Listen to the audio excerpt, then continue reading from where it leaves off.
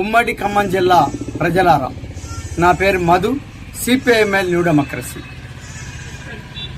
ఖమ్మం జిల్లాలోని వెలుగుమట్ల గ్రామంలో 10 సంవత్సరాల నుంచి పేదలు ఇల్లు కట్టుకొని భూదాన భూమిలో జీవిస్తున్నారు.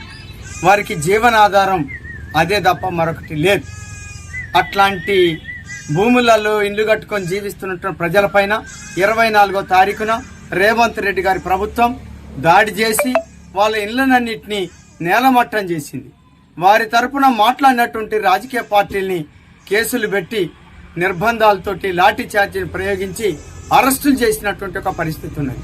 వాళ్ళందరినీ తిరిగి అంబేద్కర్ భవన్లకు తరలించి అక్కడ సరైనటువంటి తిండి కానీ నీళ్లు కానీ ఏర్పాటు చేయకుండా వారంతటా వాళ్ళే వెళ్ళిపోయేటందుకు ఈ ప్రభుత్వం అనేక ప్రయత్నాలు చేసింది. అయినా వాటన్నిటిని తట్టుకొని ఆ ప్రజానీకం అక్కడ జీవిస్తున్నారు.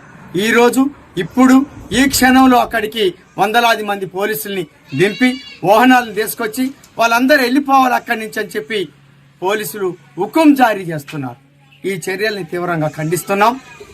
మరి ఈ ప్రభుత్వం ముఖ్యంగా మంత్రులు ఏం చెప్తున్నారు? పేదలైనటువంటి వాళ్ళందరికీ ఇల్లు కట్టిస్తాను, ఇల్లు ఇస్తానని చెప్పారు. మరి ఎక్కడ ఇల్లు ఇవ్వకుండానే ఇప్పుడు బలవంతంగా తరలించేటువంటి ఒక వైఖరి ఇది ఏమిటి ప్రజల మీద ఈ దౌర్జన్యం? ఈ దౌర్జన్యమే కాకుండా వాళ్ళపైన తిరిగి ప్రశ్నిస్తే ఎదురు తిరిగితే లాఠీ చార్జ్ చేయడానికి కూడా ఇప్పుడు సిద్ధమవుతున్నటువంటి ఒక పరిస్థితి. అందుకోసమే ప్రభుత్వ ఈ చర్యల్ని తీవ్రంగా సిపిఐఎంఎల్ న్యూ డెమోక్రసీగా వ్యతిరేకిస్తున్నాం. ఇప్పటికైనా ఇల్లు కూల్చినటువంటి ఒక ప్లేస్ పైనే వాళ్ళకి తక్షణమే ఇల్లు నిర్మాణం చేయాలి. ఇది చట్టబద్ధమైంది, ఇది న్యాయబద్ధమైనటువంటిది, ఇది సరైనటువంటిది. కాబట్టి దీన్ని అమలు చేయమని చెప్పి ఈ ప్రభుత్వాన్ని కోరుతున్నాం.